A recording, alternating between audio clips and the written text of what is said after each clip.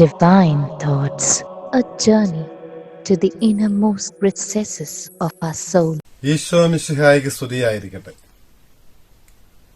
നമ്മുടെ രക്ഷകനായ ഈശോയുടെ പിറവി തിരുനാളിന് തൊട്ട് മുൻപുള്ള ഞായറാഴ്ച ഇന്ന് തിരുസഭാ മാതാവ് നമ്മുടെ ധ്യാന വിഷയമായി സമർപ്പിക്കുന്നത് വിശുദ്ധ മത്തായി അറിയിച്ച സുവിശേഷം 1-ാം അധ്യായത്തില് 18 മുതൽ 25 വരെയുള്ള വാക്യങ്ങളിലെ വിശുദ്ധ സുവിശേഷ ഭാഗമാണ്.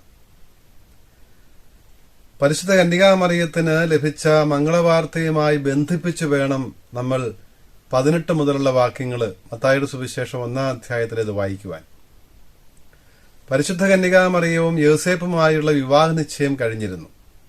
വിവാഹ നിശ്ചയം കഴിഞ്ഞിരിക്കെയാണ് കന്യകയായ മറിയം ഇതാ റൂഹായാൽ ഗർഭിണിയാകുവാൻ പോകുന്നു എന്നുള്ള കാര്യം മറിയം ഇതാ കർത്താവിന് ദാസി എന്ന് പറഞ്ഞപ്പോൾ അവൾ ഗർഭം ധരിച്ചു എന്നുള്ള സത്യം വിവാഹ നിശ്ചയം കഴിഞ്ഞിരുന്ന യൗസേപ്പിനെ അറിയിക്കുന്നു. അപ്പോൾ യൗസേപ്പ് ഈ ദൈവികമായ ഇടപെടലില് തനിക്ക് അവിടെ നിൽക്കുവാൻ തനിക്ക് യോഗ്യതയില്ല, മറിയത്തിൽ പ്രവർത്തിക്കുന്നത് ദൈവമാണ്, ഈ ദൈവിക സാന്നിധ്യത്തിന് മുൻപിൽ നിൽക്കുവാൻ, ദൈവിക പദ്ധതിയോട് സഹകരിക്കുവാൻ താൻ അശക്തനാണ് എന്ന് വിചാരിക്കുന്ന യൗസേപ്പ് മറിയത്തെ രഹസ്യത്തിൽ ഉപേക്ഷിച്ചാലോ എന്ന് ചിന്തിക്കുകയാണ്. ഉപേക്ഷിക്കാനുള്ള കാരണത്തെക്കുറിച്ച് മത്തായി ശ്ലീഹ പറയുന്നത് അവൻ നീതിമാനായിരുന്നു, അതുകൊണ്ട് ഉപേക്ഷിച്ചേക്കാമെന്നാണ് കരുതുന്നത്. ആ നീതി, ദൈവത്തിന്റെ തിരുമുൻപിലുള്ള അദ്ദേഹത്തിന്റെ ആ ദൈവിക ഭയം, ആ ഭക്തി, ആ വിശ്വാസമാണ് മറിയത്തിൽ പ്രവർത്തനനിരതനായിരിക്കുന്ന റൂഹായുടെ സാന്നിധ്യത്തിൽ നിന്ന് മറിയത്തിൽ നിന്ന് ഓടിയകലുവാൻ വേണ്ടി യൗസേപ്പ് തീരുമാനിക്കുന്നത്. കാരണം ഭാര്യയായി സ്വീകരിക്കുമ്പോൾ, നിയമപരമായിട്ട് ഭാര്യയായി സ്വീകരിക്കുമ്പോൾ ഒരു ഭാര്യാഭർത്തൃ ബന്ധത്തിന് വേണ്ടി ആയിരുന്നില്ല യൗസേപ്പും മറിയവും നിയമത്തിന്റെ മുൻപിൽ വിവാഹിതരായത്. മറിച്ച് കന്യകയായ മറിയത്തെ ആ കന്യാവ്രതം പാലിക്കുന്നതിന് സഹായിക്കാം, സംരക്ഷിച്ചുകൊള്ളാം അവളെ എന്നുള്ള ആ ഉറപ്പോടുകൂടിയാണ് യൗസേപ്പ് മറിയത്തെ വിവാഹം ചെയ്യുന്നത്. അപ്പോൾ ദൈവത്തിന്റെ ഇടപെടൽ കാണുമ്പോൾ, ആ ദൈവിക സാന്നിധ്യം, ദൈവമാണ് മറിയത്തിൽ സന്നിഹിതനായിരിക്കുന്നത്, മനുഷ്യനായി ഗുരുവായിരിക്കുന്നത് എന്ന് മനസ്സിലാക്കുമ്പോൾ, ഏഷ്യ നബിയ ദൈവ സാന്നിധ്യം കണ്ടപ്പോൾ ഇതാ ഞാൻ ഹതഭാഗ്യൻ, എനിക്ക് കഷ്ടമെന്ന് പറഞ്ഞ് തന്റെ അയോഗ്യതയെക്കുറിച്ചും പാപത്തെക്കുറിച്ചും ഏറ്റുപറഞ്ഞ ആ ഏഷ്യ നബിയായെ പോലെ അത്ഭുതകരമായ മീൻപിടുത്തത്തിന്റെ സമയത്ത് ലൂക്കായുടെ സുവിശേഷം 5-ാം അധ്യായത്തിൽ നമ്മൾ കാണുന്നത് പോലെ ശിമയോൻ പത്രോസ് പറഞ്ഞതുപോലെ, കർത്താവേ ഞാൻ പാപിയാണ്, എന്നിൽ നിന്ന് അകന്നു പോകണമേ എന്ന് പറഞ്ഞതുപോലെ ഇവിടെ യൗസേപ്പും ഞാൻ ദൈവ സാന്നിധ്യത്തിൽ നിന്ന് ഓടിപ്പോയേക്കാമെന്ന് തീരുമാനിക്കുകയാണ്. ഇങ്ങനെ ആലോചിച്ചുകൊണ്ടിരിക്കുമ്പോഴാണ് സ്വപ്നത്തിൽ പ്രത്യക്ഷപ്പെട്ട ദൂതൻ യൗസേപ്പിനോട് പറയുന്നത്, ഭയപ്പെടേണ്ട, മറിയം ഗർഭിണിയായിരിക്കുന്നത്, നീ കേട്ടതുപോലെ തന്നെ മറിയം ഗർഭിണിയായിരിക്കുന്നത് റൂഹായാൽ തന്നെയാണ്. പക്ഷെ നീ അവളെ വിട്ടു പോകരുത്, അവളെ ഭാര്യയായി നീ സ്വീകരിക്കണം, നീ വേണം അവൾക്ക് സംരക്ഷണം കൊടുക്കുവാൻ. ദൂതന്റെ ഈ ഉറപ്പോടുകൂടി യൗസേപ്പ് അതിന് തീരുമാനിക്കുകയാണ്, ഈ ദൈവിക പദ്ധതിയോട് സഹകരിക്കുവാൻ വേണ്ടി, മറിയത്തോട് കൂടെ നിൽക്കുവാൻ വേണ്ടി. അങ്ങനെ മറിയത്തിൽ നിന്ന് ഈശോ ജനിക്കുന്ന സമയത്ത് എന്താണ് പൂർത്തിയാകുന്നത് എന്നും ആ ജനനത്തിൽ തന്നെ സംഭവിച്ചത് എന്താണ് എന്നും മത്തായി സുവിശേഷൻ രേഖപ്പെടുത്തുന്നുണ്ട്.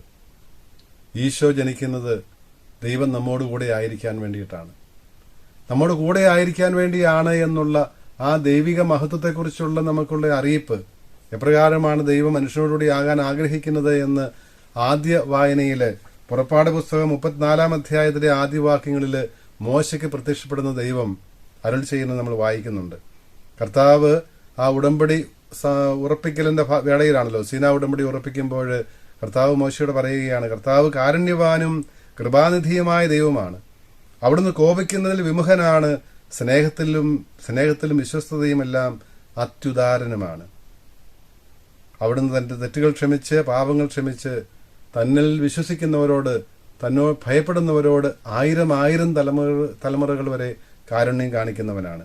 കുറ്റവാളികൾക്ക് അവിടുന്ന് ശിക്ഷ നൽകും, ആ കാര്യം ഓർമ്മിപ്പിക്കുന്നുണ്ട്. പക്ഷേ ഈ 1000 തലമുറകളോട് കാണിക്കുന്ന കാരുണ്യത്തോട് താരതമ്യപ്പെടുത്തുമ്പോൾ ഈ ശിക്ഷ ഒന്നുമല്ലെന്ന് നമുക്കറിയാം.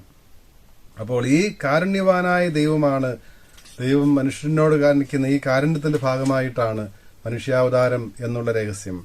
സക്കറിയ പ്രവാചകനിൽ നിന്ന് 2-ാം അധ്യായത്തിൽ നിന്നാണല്ലോ പഴയ നിയമത്തിലെ 2-ാമത്തെ വായന. അവിടെ 10-ാം വാക്യത്തിൽ നമ്മൾ ഇപ്രകാരം കാണുന്നു: സിയോൻ പുത്രി പാടി ഉല്ലസിക്കുക, എന്തെന്നാൽ നിങ്ങളുടെ ഇടയിൽ ഞാൻ വന്ന് വസിക്കും. ഞാൻ നിങ്ങളുടെ ഇടയിൽ വന്ന് വസിക്കും എന്നുള്ള ആ ദൈവത്തിന്റെ വാഗ്ദാനമാണ് മനുഷ്യാവതാരത്തിൽ നിറവേറുന്നത്. സക്കറിയ പ്രവാചകന്റെ 2-ാം അധ്യായം 10-ാം വാക്യത്തിൽ കാണുന്നത് പോലെ ദൈവം നമ്മുടെ കൂടെ വന്ന് വസിക്കുകയാണ്. ഈ സത്യം വ്യക്തമാക്കാൻ വേണ്ടിയിട്ടാണ് ഏഷ്യാ നീവിയായുടെ തന്നെ പുസ്തകം 7-ാം അധ്യായം 14-ാം വാക്യത്തിൽ നിന്ന് കർത്താവ് നമ്മോട് കൂടെ എന്നർത്ഥമുള്ള അമ്മനുവേൽ എന്നവൻ അറിയപ്പെടും എന്ന് പറഞ്ഞിരിക്കുന്നത്. ഈശോ മനുഷ്യനായി അവതരിച്ചത് നമ്മോട് കൂടെയാകുവാൻ വേണ്ടിയിട്ടാണ്. മനുഷ്യനോട് കൂടെ ആയിരിക്കുവാൻ വേണ്ടി മനുഷ്യനായി തീർന്നൊരു ദൈവത്തെയാണ് നമ്മൾ കാണുന്നത്. ഈ പ്രപഞ്ചം മുഴുവന്റെയും സൃഷ്ടാവായ, ഇതിനെ മുഴുവനും പരിപാലിക്കുന്ന ദൈവം ഇതാ ഒരു മനുഷ്യ ശിശുവായിട്ട്, ദുർബലനായ ബലഹീനനായ ഒരു ശിശുവായി നമ്മൾ ഒരുവനെ പോലെ തന്നെ നാം ആയിത്തീരുകയാണ്, നമ്മോട് താതാത്മ്യപ്പെടുവാൻ വേണ്ടി, നമ്മുടെ കൂടെ ആയിരിക്കുവാൻ വേണ്ടി. ദൈവം നമ്മോട് കൂടെ.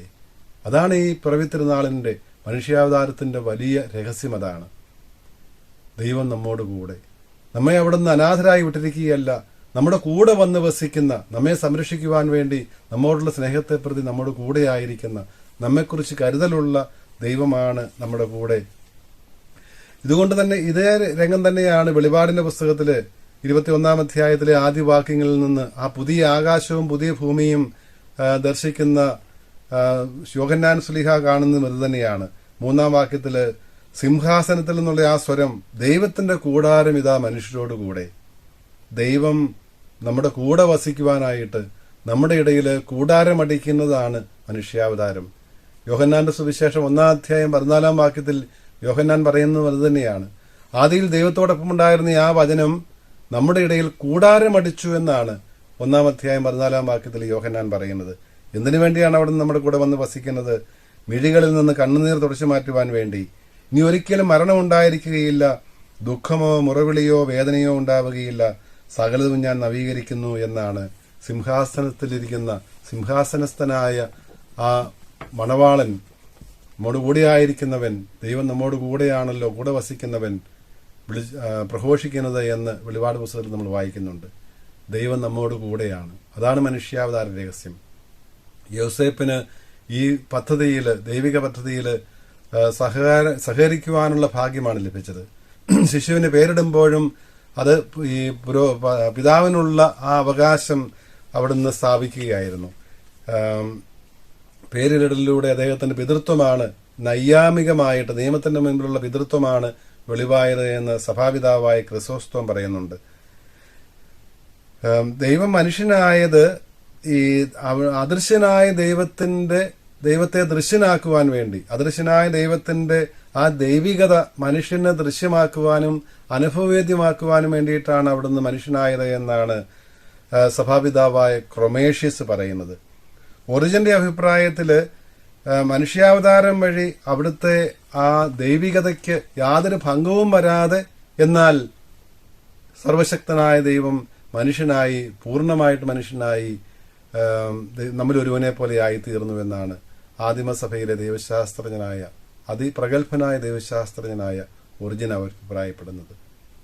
ഈശോ മനുഷ്യനായത് നമ്മോട് കൂടെ ആയിരിക്കുവാൻ വേണ്ടിയിട്ടാണ്. നമ്മോടുള്ള സ്നേഹത്തെ പ്രതി, നമ്മെ സ്നേഹിക്കുന്നു എന്നുള്ളത് വ്യക്തമാക്കുവാൻ വേണ്ടി അവിടുന്ന് നമ്മുടെ കൂടെ ആയിരിക്കുന്നു. ഈ ദിവ്യരഹസ്യം ധ്യാനിക്കുന്ന ഈ ദിവസങ്ങളിൽ ഈശോയുടെ മനുഷ്യാവതാര രഹസ്യത്തെക്കുറിച്ച്, ആ രഹസ്യത്തെക്കുറിച്ച് ധ്യാനിക്കുവാനും പരിശുദ്ധ അമ്മയോടുകൂടെ ഈ ദിവ്യശിശുവിനെ സ്വീകരിച്ച് ആരാധിക്കുവാനും ധ്യാനിക്കുവാനും, യോസേപ്പ് പിതാവിനെ പോലെ ഈ ദിവ്യരഹസ്യത്തിന് മുൻപിൽ ഭക്തി ആദരങ്ങളോടെ നിൽക്കുവാനും, നമ്മുടെ അയോഗ്യത ഏറ്റു പറഞ്ഞുകൊണ്ട് തന്നെ നമുക്ക് നിൽക്കുവാനും, അപ്പോൾ ദൈവം തന്നെ നമ്മളെ ശക്തരാക്കും, നമ്മെ ചേർത്ത് നിർത്തും ഈ ദിവ്യരഹസ്യത്തോട്. ഈ നമ്മുടെ കൂടെ ആയിരിക്കുന്ന ദൈവം നമ്മെയും ഈ ദിവ്യരഹസ്യത്തോട് ചേർത്ത് നിർത്തിക്കൊണ്ട് ദൈവാനുഭൂതിയിലേക്ക് നമ്മെ നയിക്കും. അങ്ങനെ ആ ദൈവ മക്കളുടെ സ്വാതന്ത്ര്യത്തിൽ ജീവിക്കുന്നതിന് വേണ്ട അനുഗ്രഹം മനുഷ്യനായി അവതരിച്ച ഈശോ നമുക്ക് പ്രദാനം ചെയ്യട്ടെ. ആമേൻ.